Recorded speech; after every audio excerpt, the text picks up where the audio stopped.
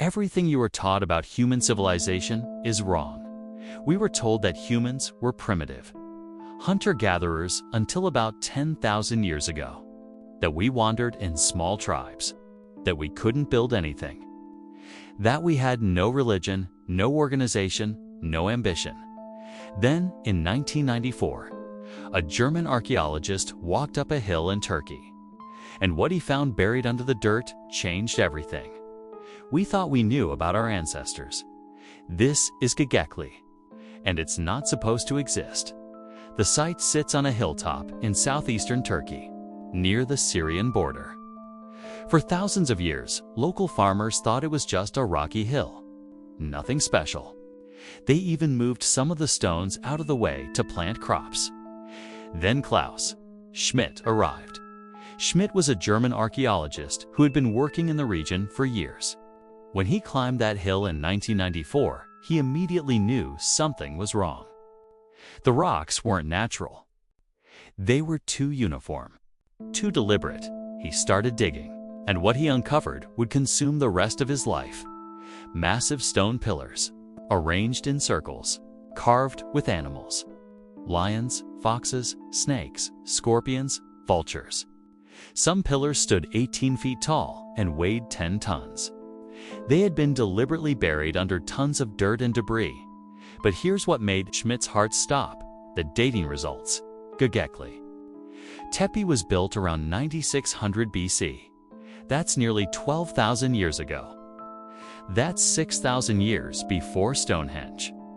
7,000 years before the Egyptian pyramids. It's the oldest known temple complex in human history, and it was built by people who weren't supposed to be capable of building anything. Let me put this in perspective. 12,000 years ago, humans hadn't invented farming yet. We hadn't domesticated animals except for dogs. We didn't have pottery. We didn't have metal tools. We didn't have the wheel. We didn't even have permanent settlements, according to everything we thought we knew. Humans at this time were simple hunter-gatherers.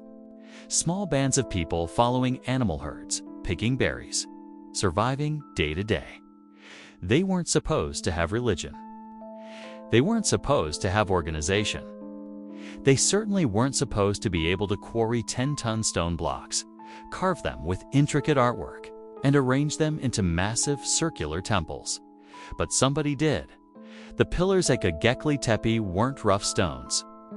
They were T-shaped, carefully carved, and covered in detailed animal reliefs. The craftsmanship is extraordinary. These weren't primitive scratches. These were skilled artists creating deliberate, symbolic imagery. And here's what really breaks the timeline. There's no village, no houses, no evidence that anyone lived there permanently. People came to Göbekli Tepe from somewhere else, built these massive structures, and then left. This wasn't a home. It was a destination. So what was Göbekli Tepe for? Klaus Schmidt believed it was a temple, a place of worship. The carvings suggest some kind of religious or spiritual purpose. The circles of pillars might have represented gatherings or rituals. But here's what's fascinating. Schmidt believed that Göbekli Tepe came before farming, not after. He theorized that religion didn't emerge because humans settled down. Humans settled down because of religion. Think about that for a second.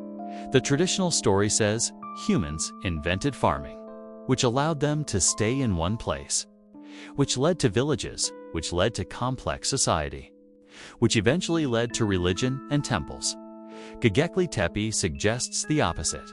Humans had religion first. They built temples first, and the need to support those temples, to feed the workers, to organize the labor. That's what drove them to invent farming.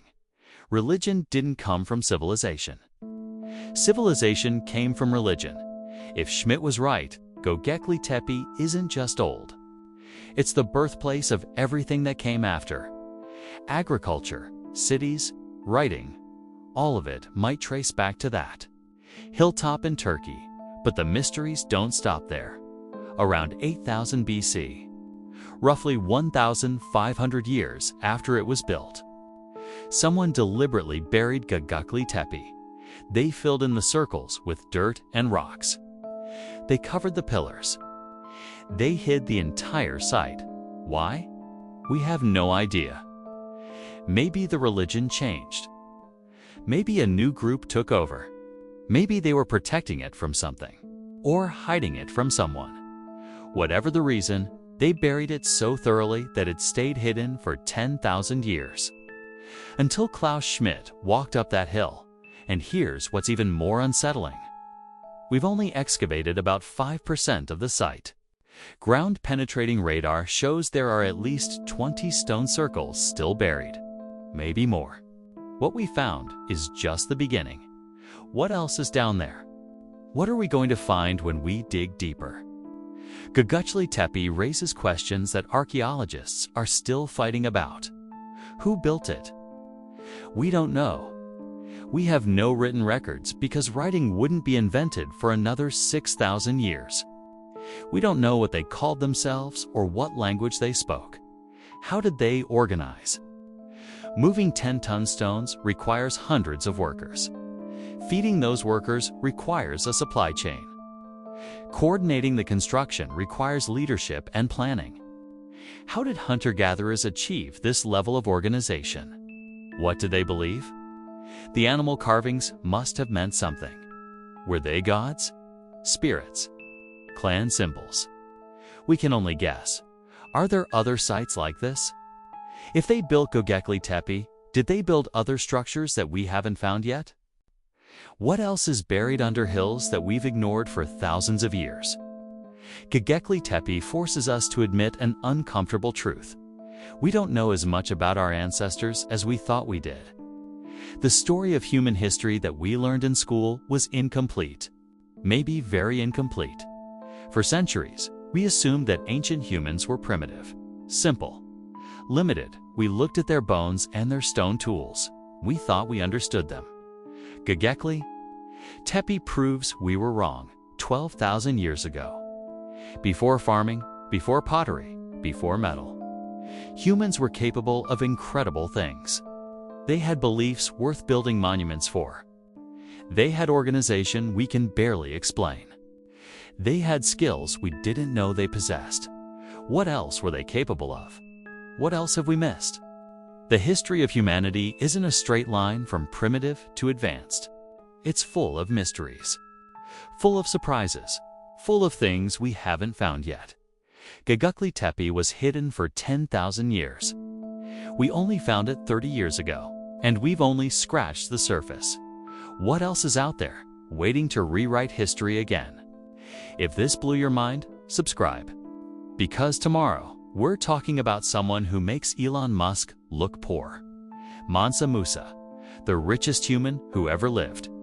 An African king so wealthy that when he traveled to Mecca, he accidentally crashed the economy of every country he passed through. His story is insane. And most people have never heard of him. That's tomorrow.